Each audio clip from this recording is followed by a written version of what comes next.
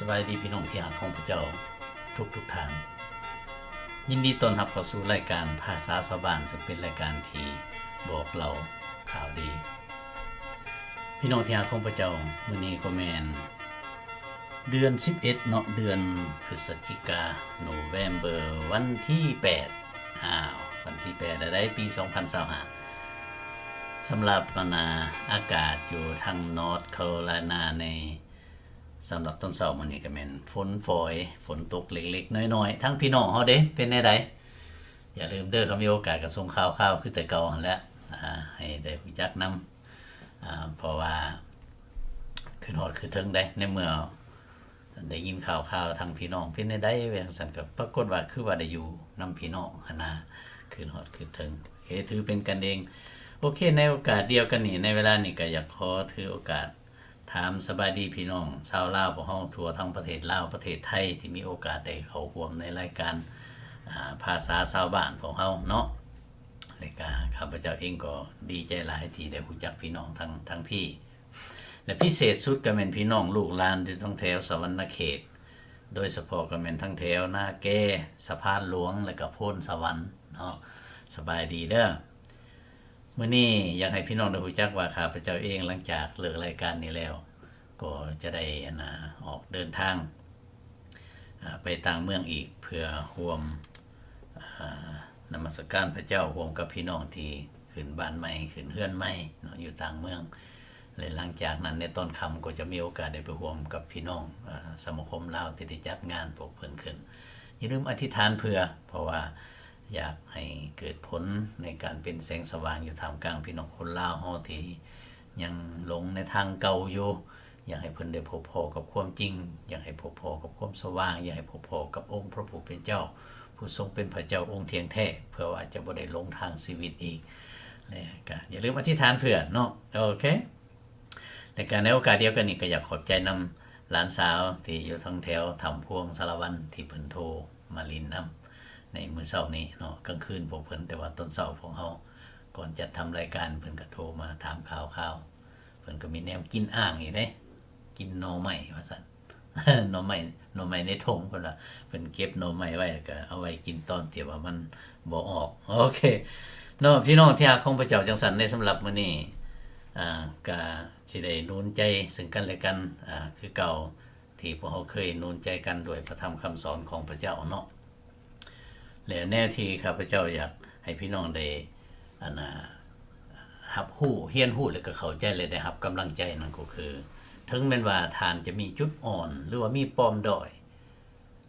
หรือว่ามีความลำบากยากเข็ญอยู่ในชีวิตมีปัญหาต่างๆก็ตามลางเทื่อเฮาคิดว่าเขาน้อยนี่อ่อนแอแล้วเขาน้อยนี่มีปัญหาหลายเขาน้อยบ่สามารถที่จะรับใช้ได้เฮ็ดนั่นเฮ็ดนี่ได้แต่อย่าลืมเด้อพี่น้องที่รักของพระเจ้า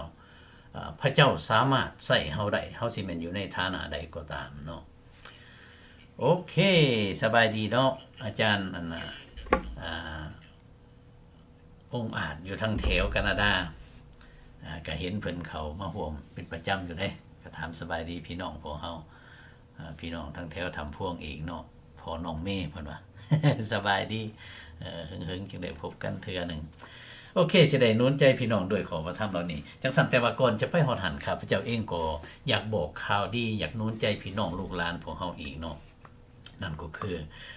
บรรดาพี่น้องและก็เพื่อนฝูงต่างๆลูกหลานที่ยังบ่ทันได้กลับใจใหม่ยังหลงงมงายนำของเทียมอยู่หั่นน่ะ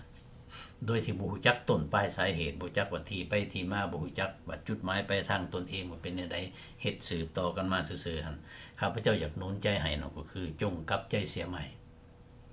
หันหน้าหนีจากทางเก่าแล้วก็หันหน้ามาหาองค์พระผู้เป็นเจ้ายอมเชื่อวางใจในองค์พระเยซูคริสต์เพราะพระองค์น่ะทรงเป็นพระผู้โปรดมนุษย์โลกอยากหนุนใจว่าบ่ต้องย้านบ่ต้องอายบ่ต้องย้านเสียเปรียบบ่ต้องย้านว่ามนุษย์สิว่าจังซั่นจังซี่เพราะว่าชีวิตนี่แม่นของเฮาในเมื่อเวลาสุดท้ายมาถึงหั่นน่ะ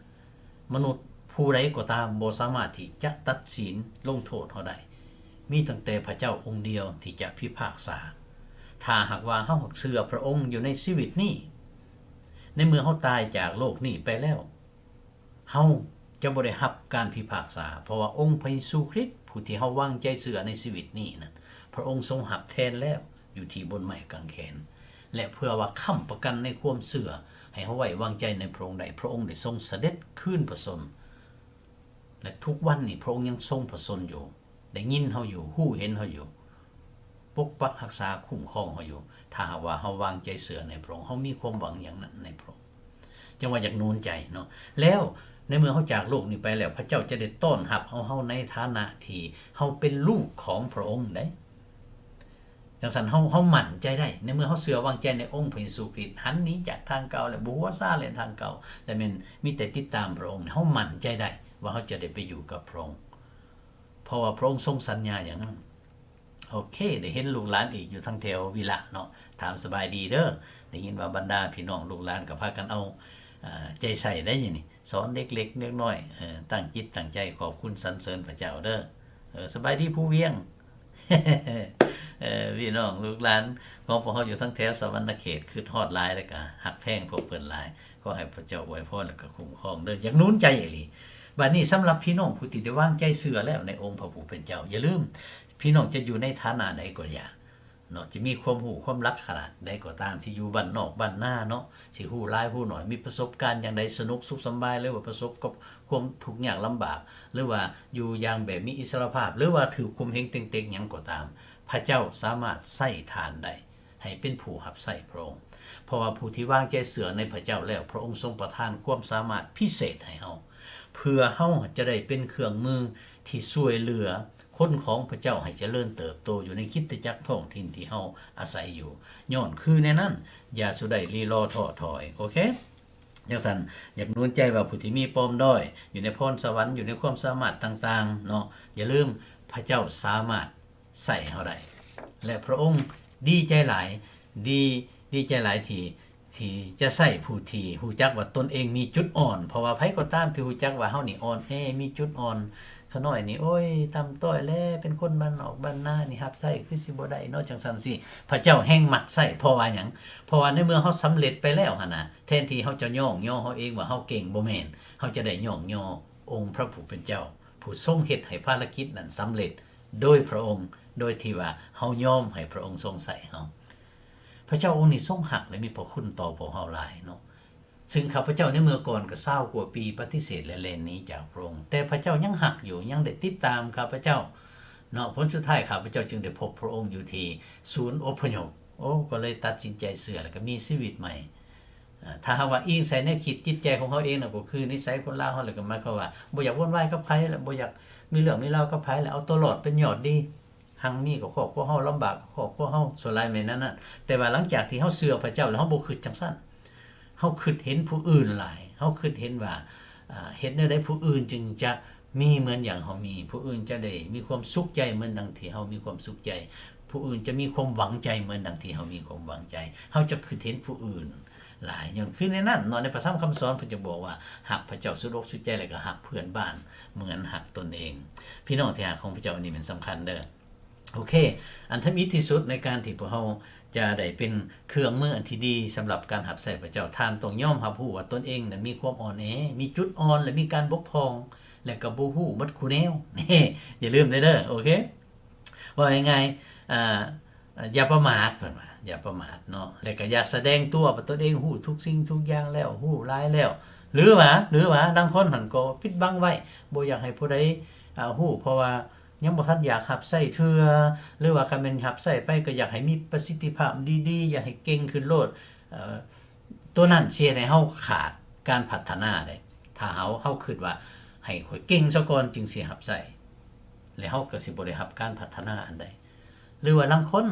คำบ่ฮู้แล้วก็ปิดบังไว้ซื่อๆแล้วก็บ่ได้รับใช้เลยก็บ่ได้พัฒนาความสามารถของตนเองจังซั่นต้องระมัดระวังยกตัวอย่างว่ายังไงเกี่ยวกับการร้องเพลงบ่การเล่นดนตรีบ่เนาะถ้าว่าโอ้ยค่อยเก่งแล้วบ่ต้องซ้อมต้องหยังแล้วสมมุติว่าแล้วก็โอ้ขาดตกบกพร่องได้บัดเนาะในเมื่อเฮาฮู้จักว่าโอ้เฮานี่บ่เก่งเด้บ่ชำนาญเด้บ่เรื่องเกี่ยวกับเรื่องนี้แล้วพี่น้องจึงปรารถนาทอมใจลงว่าอยากศึกษาอยากเรียนรู้ในเมื่อรับรู้ตนเองเป็นในนั้นนะแล้วพระเจ้าสิใช้ได้แล้วผู้นั้นสิมีความปรารถนาว่าอยากศึกษาอยากค้นคว้า อยากให้ตนเองเจริญขึ้นเนาะบางคนน่ะผัดกับบ่ฮู้เฮ็ดแล้วผัดบ่ถามย่านแต่เสียเปรียบเนาะย่านผู้อื่นฮู้ว่าตนเองขาดความสามารถก็เลยงมมืดอยู่ต่อไปอันนั้นบ่ได้ในเมื่อเฮาบ่ฮู้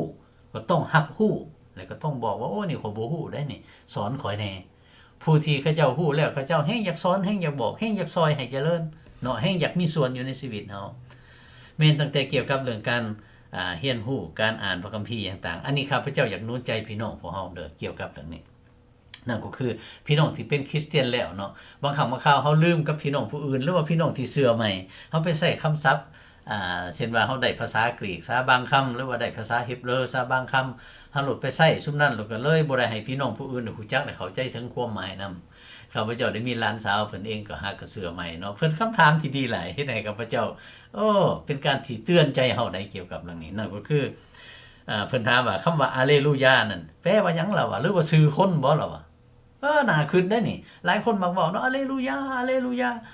ก็เฮ็ดให้เขาเจ้าคิดได้อะเลลูยานี่แม่นหยังชื่อไผอันนี้ แต่ตามความจริงแล้วเนาะข้าพเจ้าก็เลยอธิบายสู่หลานฟังคำว่าอะเลลูยาเป็นภาษาฮีบรูซึ่งพวกเพิ่นใช้เป็นการที่สรรเสริญพระเจ้าแปลว่าสรรเสริญพระเจ้าภาษาอังกฤษว่า praising God เนาะ praise the Lord จังซั่นเพิ่นจึงเข้าใจโอ้เป็นแนวนั้นเนาะนึกว่าชื่อคนที่อะเลลูยานี่เป็นซั่นเด้หรือว่าบางครั้งบางคราวคัมภีร์น้องใช้ภาษาฮีบรูอีกที่ว่าเขาเจ้า greeting กันหั่นน่ะเขาเจ้าพบพ้อกันเขาเจ้าถามสบายดีกันเขาเจ้ามักใส่ shalom shalom เนาะซึ่งคำสิแปลตามตัวแล้วก็แม่นสันติสุขจงอยู่กับพวกเจ้าว่าจังซั่นซะเนาะพระเยซูคริสต์เพิ่นก็ใช้ตัวนี้คือกันเวลา peace be to you เพิ่นว่าเนาะสันติสุขจงมีแก่พวกท่านเถิดหรือว่าคันแม่นเฮาก็สบายดีเป็นจังได๋สบายดีบ่อยู่ดีมีแฮงบ่ในลักษณะแบบนั้นแต่ว่าภาษาที่พวกเพิ่นใช้เพิ่นว่า shalom shalom เพิ่นพบกันก็แม่นนั้นหรือว่าเวลาเพิ่นจากกันไปเพิ่นก็ว่า shalom บ่ต่างหยังกับคนลาวเฮาเนาะไปดีเด้ออย่างต่างในลักษณะแบบนั้นเนาะโอเคจังซั่นจากนู้นใจพี่น้องของเฮาคำพี่น้องที่ว่าเป็นคริสเตียนแล้วก็จะต้องได้คำศัพท์ที่พี่น้องได้ใหม่ๆก็ต้องบอกให้พี่น้องได้รู้จักนำว่าอันนี้หมายความว่าแนวนั้นหมายความว่าแนวนี้ได้เนาะเพื่อพี่น้องสิบ่ได้งงยกตัวอย่างคำว่าอาเมนหรือว่าเอเมนนี่ที่พวกเฮาได้พากันเว้าถึงนี่ก็เช่นกันเป็นการที่คล้ายๆกับว่าบ้านเฮาตะกี้เขาเจ้าว่าสาธุเนาะหมายความว่าให้เป็นไปดังที่เจ้าเว้ามาหั่นเด้อขอให้เป็นไปตามดังที่พวกเฮาขอนี้ขอให้เป็นไปตามดังที่พวกเฮาได้เว้ามานี้หรือว่าย่อมานี้หรือว่าสรรเสริญมานี้ให้เป็นไปตามนั้นในลักษณะแบบนั้นเฮาจึงลงท้ายด้วยที่ว่าอาเมนเนาะโอเคสอนกันบอกกันแล้วก็ช่วยกันให้เข้าอกเข้าใจและอันที่2ในที่นี้ก็คือเฮาต้องดีใจฟังคักในความบกพร่องที่ตนเองมีบ่ต้องคิดต่ำน้อยค่อยใจในเมื่อเฮารู้จักว่าเฮาบ่เก่งทางด้านนี้แล้วเฮาก็ว่าโอเคยังขอบคุณสรรเสริญพระเจ้าที่พระองค์ทรงประทานสิ่งนี้ให้บ่ได้หมายความว่าเฮาอยากสืบต่อในความบกพร่องหรือว่าความอ่อนแอหรือว่าปัญหาที่เฮาประสบอยู่นั่นบ่ได้หมายความว่าแนวนั้นเนาะแต่การที่เฮารับรู้ว่าโอเคพอใจในสิ่งนี้นั่นก็คือเพื่อเฮาจะได้เป็นผู้ที่เริ่มต้นก่อสร้างให้ตนเองเป็นผู้ดีขึ้นจากระดับนั้นขึ้นมานี่ได้อย่างขี้ไล่เฮามีตัวนั้นไว้แล้วเฮารู้จักว่าโอเคตัวนี้มันอ่อนแอมีปัญหามีพื้นฐานอันนี้อยู่แล้วค่อยสิก่อร่างสร้างตัวข้อยเองให้เป็นผู้เจริญขึ้นให้มันดีขึ้นก่อนนี่แล้วบ่ต้องคิดต่ำน้อยค่อยใจว่าโอ้พระเจ้าเอ้ยเขาน้อยมีปัญหานี่รับใช้บ่ได้แล้วนี่ว่าพระเจ้าเอ้ยเขาน้อยเรียนหนังสือก็บ่เก่งรับใช้บ่ได้แล้วนี่ว่าพระเจ้าเอ้ยเขาน้อยเรียนหนังสือก็ไปบ่ฮอดไสคือหมู่เงินคำดำแก้วจ้างเรียนก็บ่มีแล้วว่าเขาน้อยนี่ก็เป็นคนที่ตำต้อยแน่เนาะรถล่างสิขี่ก็บ่มีคือหมู่อย่างต่างบ่เพิ่นว่าบ่ให้เอาตัวนั้นมาอ้างเพิ่นว่าแต่ให้ภูมิใจให้พอใจที่เฮามีอยู่ในขั้นนั้นในเวลานี้โอเคและเมื่อเฮาพบว่าตนเองมีความบกพร่องในสิ่งใดหรือด้านใดเฮาจะพอใจว่าฟังคักพระเจ้ายังสามารถอวยพรเฮาได้อยู่ในบอนที่เฮาจะสามารถเริ่มต้นได้แบบนั้นเฮาจะบ่เศร้าใจเฮาจะบ่หม่นมองใจและจะบ่ท้อถอยน้อยใจในความอ่อนแอหรือความบกพร่องของตนข้าพเจ้าได้เห็นลูกหักหลานแพงอยู่ทางวีระโอเคมีพี่น้องเรานั้นอยู่ทางบ้านนอกบ้านนาพวกเพิ่นมาคันแม่นเทียบใส่พี่น้องทั้งอื่นทั้งในหมู่ในเมืองเพิ่นก็หามีเป็นดีเนาะแต่ว่าพี่น้องเรานี่เป็นธรรมดาทำมาหากินแต่ว่าพวกเพิ่นฮักพระเจ้าหลายเอาใจใส่ดูแลฮักแพงซึ่งกันและกันเบิ่งแยงกันสอนเด็กเล็กเด็กน้อยโอ้ข้าพเจ้าเบิ่งแล้วโอ้น้ำตากามหน่วยด้วยความภูมิใจเลยเห็นพี่น้องฮักพระเจ้าและฮักซึ่งกันและกันนี่ เฮาจะอยู่ในฐานะใดก็ตามเนาะเฮาจะมีจุดบกพร่องจุดอ่อนจุดน้อยหยังต่างๆก็อย่าลืมแท้ๆองค์พระผู้เป็นเจ้าทรงหักเฮาและสามารถใช้เฮาได้ตามฐานะที่เฮาอยู่นั้นจงรับใช้พระองค์โดยความบริสุทธิ์ใจเนาะพี่น้องที่หาของพระเจ้าดังอยู่ในพระคัมภีร์2โครินธ์บทที่12ข้อที่9หาที่10เนาะท่านอัครสาวกโปโลเราประสบกับปัญหาหลายแนวสุขภาพร่างกายก็พออยู่ดีมีปัญหาผู้นั้นก็กดขี่ข่มเหงผู้นี้ก็ขับไล่ผู้นั้นก็เกลียดชังโอ้มีหลายแนวที่เพิ่นรับใช้แต่ว่าประสบกับปัญหาแต่ถึงอย่างใดก็ตามเนาะบางครั้งบางคราวเพิ่นก็จมเพิ่นก็เว้านำพระเจ้าได้ฟังขอพระคัมภีร์ในที่นี้พระเจ้าตอบเพิ่นว่าได้เมื่อประสบกับความยากลำบากปัญหาใหญ่ท่านโปโลเพิ่นกล่าวว่าได้นี่แต่พระองค์ทรงกล่าวแก่เฮาว่าเราว่าได้นี่ได้ท่านโปโลเพิ่นว่าในพระคัมภีร์ตอนนี้การที่เจ้ามีคุณจากเฮาก็พอสำหรับเจ้าแล้วนี่เด้พระเจ้าบอกว่าในนั้นการที่เฮามีพระคุณต่อเจ้านะพอแล้วเพิ่นว่าได้จังว่าซั่นพอพระเจ้าทรงฮู้จักว่าเฮาอยู่ในระดับใดเฮาสามารถรับแบกภาระในชีวิตนั้นได้ส่าใดจังซั่นอย่าสุไปจมว่าจมทุกข์จมยากจมลำบากบ่แต่จงขอบคุณสรรเสริญพระเจ้าเป็นหยังเพราะว่าในความอ่อนแอที่เฮามีแม่นปัญหาที่เฮามีนั่นเพิ่นยังได้เว้าต่อไปอีกในที่นี้ฟังเด้อด้วยว่าความอ่อนแอมีอยู่ที่ใดเดชของเฮาพระเจ้าว่าก็มีฤทธิ์ขึ้นเต็มขนาดอยู่ที่นั่นเหตุฉะนั้นแน่ท่านโปโลเราว่าเฮาจึงมีความภาคภูมิใจในบรรดาความอ่อนแอของเฮาดีกว่าเพื่อฤทธิ์เดชของพระคริสต์จะบังห่มเฮาไว้ฉะนั้นพอเห็นแก่พระคริสต์เฮาจึงซื่นใจในบรรดาความอ่อนแอของเฮาขอให้พี่น้องส้มซื่นเบิกบานในฐานะที่เฮาเป็นอยู่ถึงแม้ว่าเขาจะประสบกับปัญหาความลำบากมีความอ่อนแอมีความยุ่งยากปากมองอย่างต่างๆก็ตามข้าแด่พระเจ้าเขาน้อยยังส้มซื่นยินดีในสิ่งเหล่านี้อยู่เป็นหยังเพราะว่าเขาน้อยรู้จักว่าพระเจ้าจะแสดงฤทธิ์เดชของพระองค์ให้เกิดผลดีสำหรับภารกิจพระองค์บ่ได้หมายความว่าเขาอยากสืบต่อในสิ่งที่อ่อนแอนั้นแต่เขาจะภูมิใจย้อนว่าย้อนสิ่งอ่อนแอนั้นและเฮาได้ยอมถวายชีวิตนี้ให้กับพระองค์และพระเจ้าจะเฮ็ดให้เกิดผลอันยิ่งใหญ่ซึ่งเฮาบ่คาดคิดที่จะเกิดขึ้นในชีวิตเฮาเอเมนนอกจากนู้นใจพี่น้องอะไรได้เกี่ยวกับเรื่องนี้เนาะโอเคจังซั่นให้เฮาเชื่อวางใจและก็รับใช้พระองค์ย้อนคือในนั้นเหตุการณ์ต่างๆที่เกิดขึ้นปัญหาที่เกิดขึ้นนั้นบ่แม่นแนวอื่นเด้พระเจ้าทรงมีพระประสงค์เพื่อว่าเฮาจะบ่ได้ยกย่อตนเองเพื่อว่าเฮาจะได้เป็นผู้ที่ถ่อมใจลงนี่เด้เพื่อกักขาพระเจ้าไว้จากการยกย่อตนเองขึ้นนี่เด้เนาะลางเทื่อบางคำบางคราวเขาว่าเฮาสบายเบิดอันใดเฮ็ดอันใดก็สำเร็จเบิดอย่างต่างๆแล้วก็สะดวกสบายเบิดลางเทื่อเฮาคิดได้คนเฮานี่ก็อยากจ้องห้องในใดในหนึ่งเด้ก็ว่าเฮาเก่งนี่เฮาฉลาดนี่เราลืมซะย่องย่อพระเจ้าแต่ตามความจริงแม่นพระเจ้าพุ่นเป็นผู้เฮ็ดให้สำเร็จย้อนคือในนั้นมันเพื่อว่าป้องกันเฮานี่บ่ให้เป็นผู้ที่อวดองค์จ้องหองในความสำเร็จที่เฮากระทำขึ้นมาแล้วเห็นสำเร็จเกิดผลว่าย่องย่อเฮาขึ้นเพื่อว่ากีดกั้นตัวนั้นเพื่อว่าปกไว้บ่อยากให้เป็นนั้นเพื่อว่าเฮาจะได้ย่องย่อพระเจ้าพุ่นพระองค์จึงปล่อยโอกาสให้สิ่งเหล่านั้นเกิดขึ้นในชีวิตเฮาจึงมีความลำบากมีความอ่อนแอในบางครั้งในชีวิตเฮาเด้ออยากหนุนใจพี่น้องบ่ให้คิดต่ำน้อยค่อยใจโอเคเพื่อเฮาสิบ่ได้ยกย่อตนเองพระเจ้าจึงปล่อยให้เฮาได้ประสบกับปัญหาใดผ่านความยากลำบากเห็นความอ่อนแอของตนแล้วเฮาจึงอยากจะพึ่งพระเจ้าและฮู้จักพระคุณของพระองค์และยกเกียรติของพระองค์ขึ้นเฮาสิบ่ได้จ้องหองฟองตัวหรือว่าขี้คุยขี้โม้นี่เด้เนาะอันนี้สำคัญเด้อสำคัญหลายเนาะ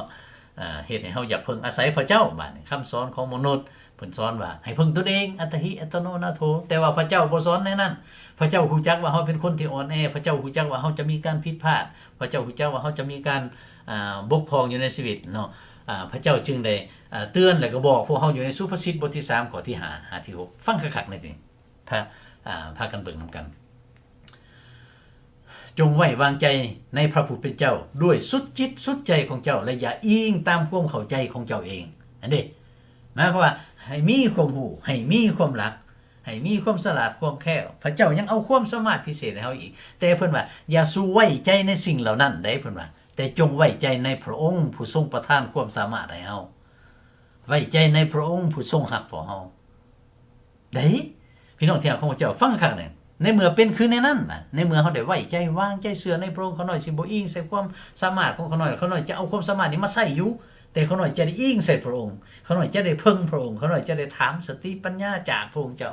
ขอให้พระองค์เจ้าได้ทรงนำใส่ทุกสิ่งที่เขาน้อยมีที่พระเจ้าทรงประทานให้นี่แล้วมาเบิ่งในข้อต่อไปเพิ่นว่าจงรับรู้พระองค์เด้อเพิ่นว่าในทุกเส้นทางเดินของเจ้าและพระองค์จะทรงบอกทิศทางให้เจ้าเดินอย่างถูกต้องอันเด้ถ้าว่าเฮาพึ่งพระเจ้าจะนำพาเฮาในทางที่ถูกต้องถ้าว่าเฮาพึ่งตนเองหั่นนะเฮาสิมีโอกาสพลาดล้มได้ตำต่อได้ถือเตะต่อได้เจ็บซ้ำน้ำใจมาอวยหน้าหาพระองค์แต่ในที่นี้เพื่อป้องกันสิ่งนั้นจะเกิดขึ้นพระเจ้าจะนำพาเฮาอย่างถูกต้องเนาะเดินตามห้องถูกตามปองตามทางว่าจังซั่นซะ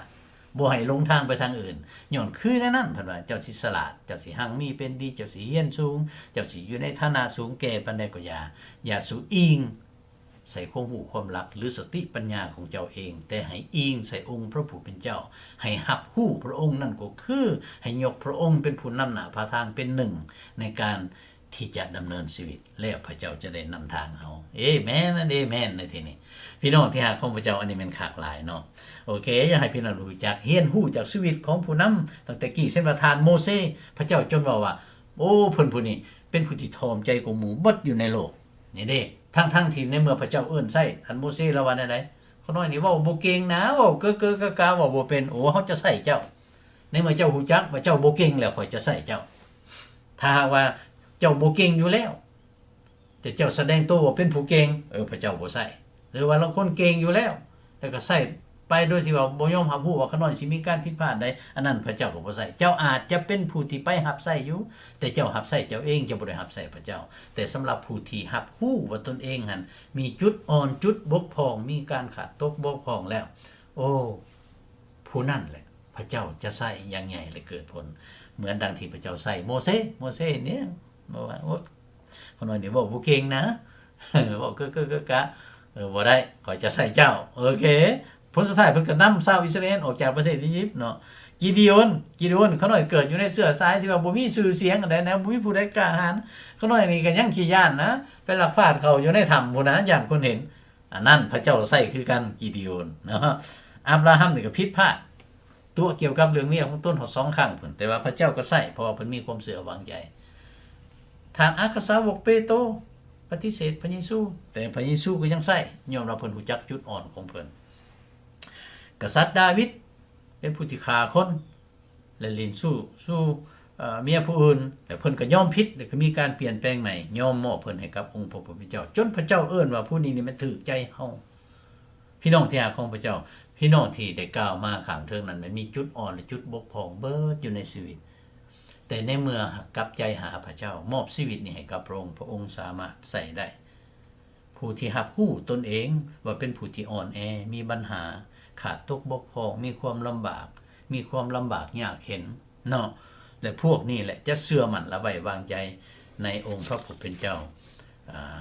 ทุกอย่างอยู่ในชีวิตจะพึ่งพระองค์จะมีไสยชนะอยู่ในชีวิตและก็รับใส่ภารกิจพระองค์โอเค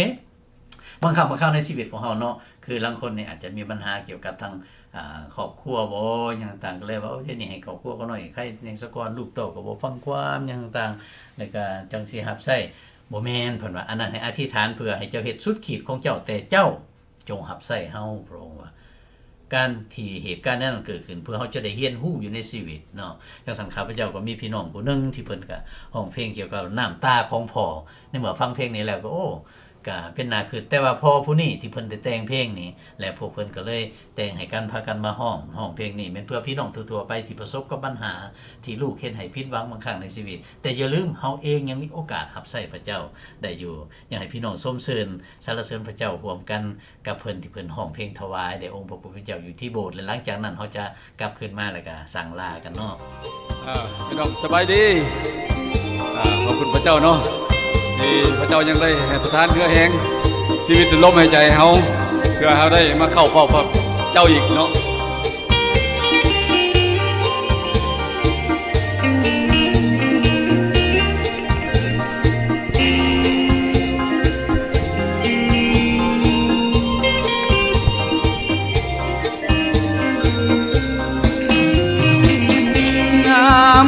ของพ่อ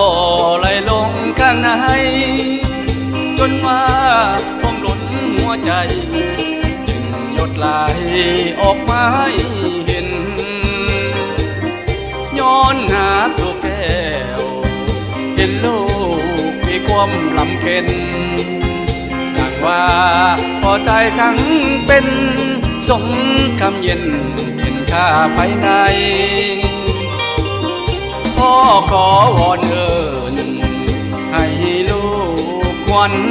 มาอย่าวอนด้วยหยาดน้ำตา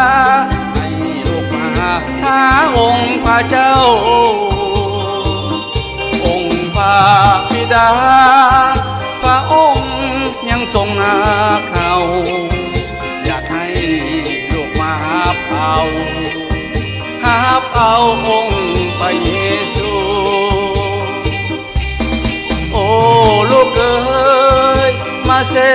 ดน้ำตาพ่อทีพ่อเจ็บปวดแล้วเต็มทีหัวใจแทบสิ้นสีวาเส้นทรมานโศกเศร้ากำคืนน้ำตาอย่าลงผิดทางเลยนะรีบกลับคืนมาหาพระเยซูเสียงพ่อสะอื้นก้มกราบฝันทาวันคืนเฝ้าอ้อนวอนหาองค์พระบิดาโปรดช่วยข้าที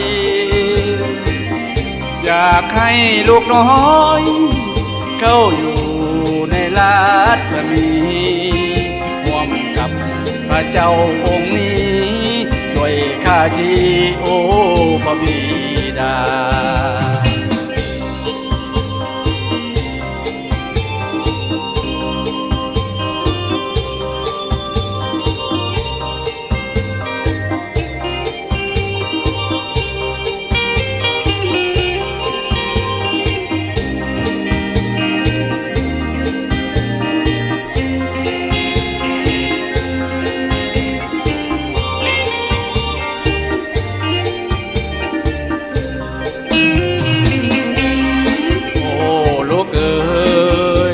เช็ดน้ำตาพ่อทีพ่อเจ็บปวดแล้วทันทีหัวใจเจ็บสิ้นสีวาแสนทรมานโศกเศร้ากำกืนน้ำตาอย่าลงผิดทางเลยนะรีบกลับมาพระเยซูเสียงพ่อสะอื้นกบกราบฝันทาวันคืนพระอ้อนวอนหาองค์พระบิดาโปรดช่วยข้าทีอยากให้ลูกน้อยเข้าอยู่ในราชมีร่วมกับพระเจ้าองค์นี้ช่วยข้าทีโอ้พระบิดาช่วยข้าทีโอ้พระบิดา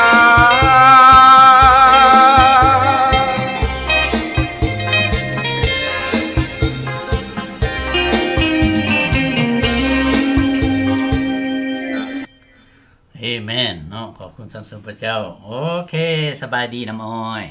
อยู่กับพ่อเฒ่าจนแล้วมันนี่เนาะพระเจ้าอวยพรเด้อแล้วก็ติ่งอยู่ทางแถวดงพุงเสียนกันโอเคพี่น้องที่รักของพระเจ้า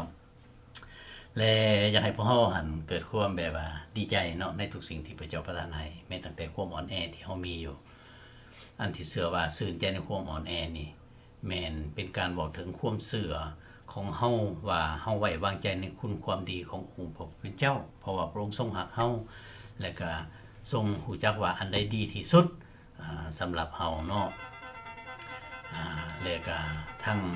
ที่จะเฮ็ดให้เฮาอยากพึ่งพาอาศัยพระองค์หลายขึ้นในเมื่อเฮารู้จักว่าเฮาเป็นคนที่อ่อนแอและเฮาจะบ่ได้เป็นคนที่เจ้าฮ้องฟ้องตัวแล้วก็ขี้คุยเฮาจะได้พึ่งพระเจ้าเนาะจะเป็นคนที่ถ่อมใจลงเด้และจะเฮ็ดให้เฮานี่เป็นผู้ที่ถ่อมใจในการรับใช้ในทุกสิ่งทุกอย่างและจะเฮ็ดให้เฮานี่พัวพันกับพี่น้องคริสเตียนผู้อื่นๆอีกอย่างสบายใจเพื่อพึ่งพาอาศัยเรียนรู้จากซึ่งกันและกันและอันสำคัญที่สุดนั่นแม่น